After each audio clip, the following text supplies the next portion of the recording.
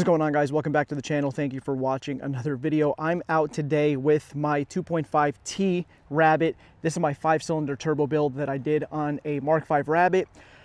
Improved it a lot over the past year. Took a couple months to build, and now I'm going to be starting to refine a lot of different little things on the car. So I can make it better, so I can make it drive better, so I can make it just be overall better. And one thing that people always ask me, and that's what I'm going to be addressing in today's video, is if it's worth turbocharging your 5-cylinder. Now, so that people don't know, but these cars are very capable of boost. These 07Ks, which come in the economy Mark V Jettas, some Beetles, it comes in the Passats, the Golfs. There's a lot of different cars that came with this 5-cylinder engine, and they're very capable. A lot of companies now are coming out with performance parts. The tuning has been better. So I think this is the perfect time. If you're on the fence about turbocharging your 5-cylinder economy car, this is probably going to be the wake-up message to go ahead and just do it. I'll show you guys the car really quickly if this is the first time you're seeing my channel, and then we'll go from there. So we're under the hood of the 2.5T. And I'm going to be honest, this is not the prettiest engine bay.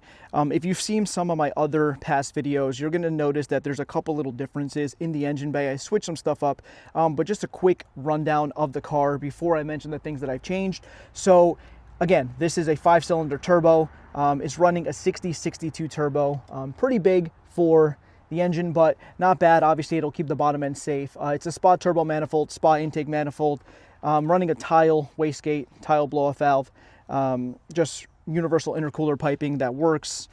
And now I'll kind of go over just a couple little things that I changed from before.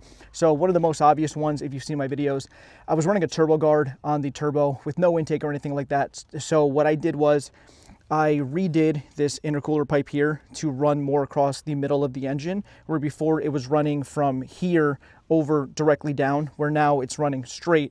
Gives me a little bit more room to actually kind of create an intake for this car. I'm just waiting for the filter to come in, and I'm also ordering a velocity stack to see what works better. So this is just temporary. Obviously, it's not the safest thing because it's open, but I should be able to gain a couple of horses once this is down and I route it a little bit differently. I could put some sort of filter right here to get some of the fresh air coming in from this way. I also changed my boost controller. I'm running a GFB, a Go Fast Bits boost controller, which is right there.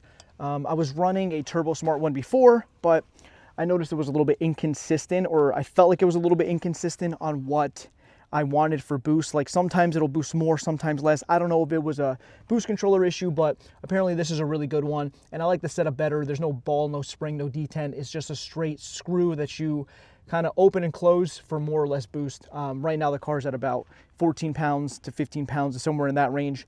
And then another big thing that I changed, which looks a little funky, but this is maybe just me being an old head. So this is my catch can. It's a universal catch can. I had the filter here before, but what happens is when I had the air running, all the fumes from the oil would go into the car, and I hated that. So what I did, I put a hose here, ran it all the way down. Now you got the filter right there so that all the fumes will escape out that way, kind of through like the wheel well area. And now for the past like 2 weeks I've been running it like that, and I've gotten no fumes in the car. And for me it's just much better because again, it was horrible smelling. Your clothes would absorb like that oil fume smell if you just drove the car for like 20-30 minutes. It kind of sucked, and I didn't want to be smelling like fumes everywhere I went. Again, maybe if I was younger I wouldn't care, but right now, being in my 30s, I do. But essentially this is the engine setup now, and again, a couple more changes coming in the future probably, but now let's get into it, why you should turbocharge these cars if you're on the fence, and let's go for a drive. Okay guys, we're gonna go for a drive in the 2.5T, and let's get right into this video.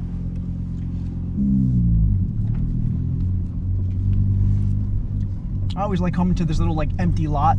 It's out of the way, doesn't bother anybody. I can have some fun with the car, and again, it doesn't bother anybody, which I think is the most important thing. But let's get into this, guys. So 2.5T, quick little tidbit, right? And this is gonna be very cliche on what I say, because I think it's the most standard thing for any kind of car build that you want to do. And that is going to be, what are your ultimate goals with this kind of car? A lot of people message me, a lot of people comment on my videos and posts, like, hey, is it worth doing this kind of build? This is my budget, or what do you recommend? Or a lot of people ask about reliability, because definitely when this is your only car, your only form of transportation, you still want the car to have some semblance of reliability, obviously.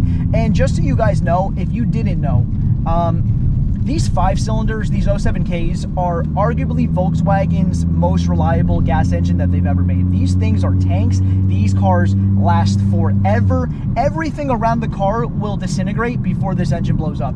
This is one of the most reliable engines that this company, Volkswagen, has ever put out, and let's give it a little rip.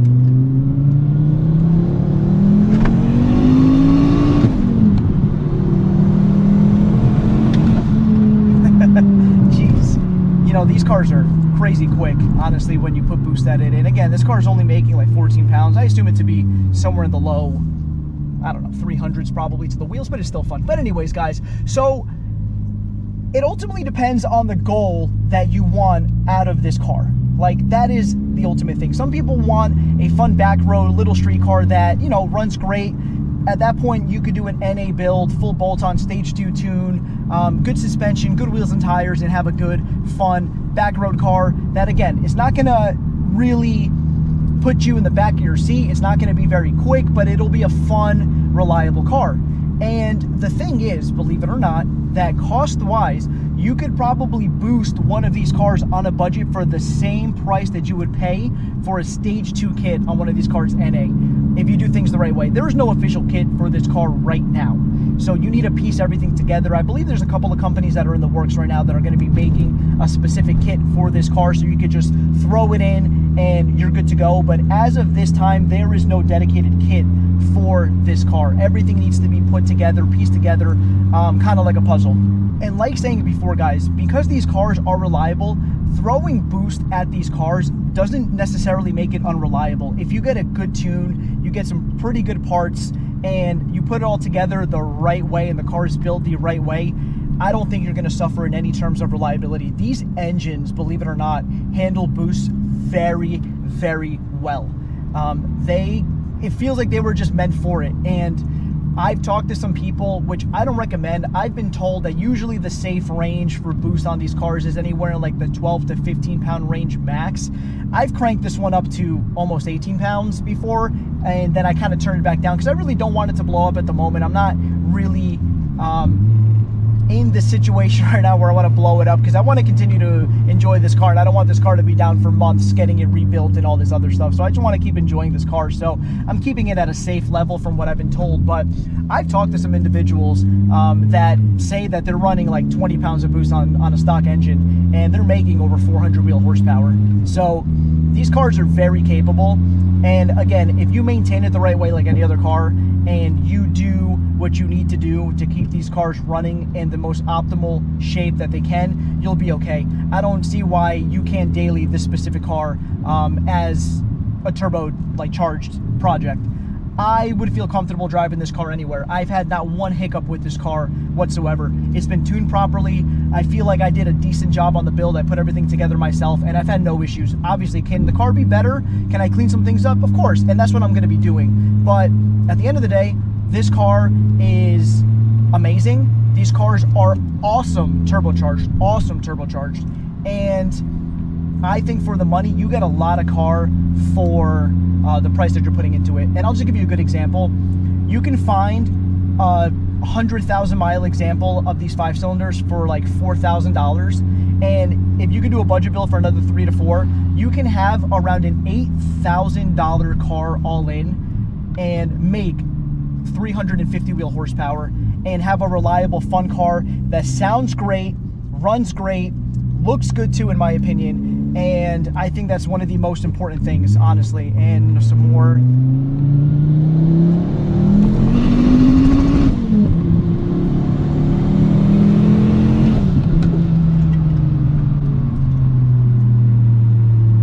But again, guys, it all depends on your ultimate goals. I'm gonna come off a little bit biased here, obviously, guys, because in my opinion, I would definitely boost the car no matter what your goals are.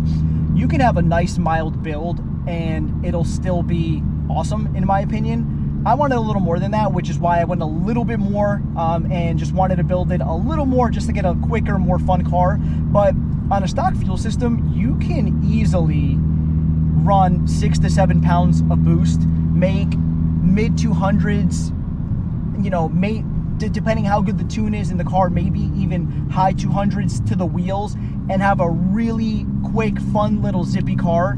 And again, you're not really throwing that much boost at it, so you really don't have to, I think, worry about what could possibly happen, and you'll still have a fun car that, again, is more fun than an NA setup, and it'll be a beast in every other aspect. So I would absolutely go ahead, jump in and do it. There are so many parts on the market that are becoming available. There are so many different things for this platform that have been coming out. You have Jason at RevMap Performance, who's been tuning these cars on a stock ECU, which is phenomenal, because I don't know if you guys know this, but back in the day, I would say anywhere from 10 to 15 years ago, when people started dabbling and trying to boost these cars would run really bad. Really, really bad. It was tough to tune these cars. There wasn't any like speed density kind of tuning processes back then. Everything was done off of the math, and a lot of the times these stock maths were really poor when it came to boost pressure. Even upgraded maths weren't great. These cars were very hit or miss back in the day and not consistent whatsoever when you would boost them. They just were pretty much awful, and I feel like that's why a lot of people went away from the boosted setup on these cars, because they just weren't reliable. They weren't great, and people just wanted to move away from that. But now that there's more tech out, there's people that have really learned how to tune these cars, especially on a stock engine, I feel like the options are just unlimited now on how many different setups you could do. So, like I said, guys, it's not that much money. It's definitely worth it. These cars are amazing. For the money you're gonna put into this, in my opinion, it is so worth the effort and so worth any time, money, budget, whatever.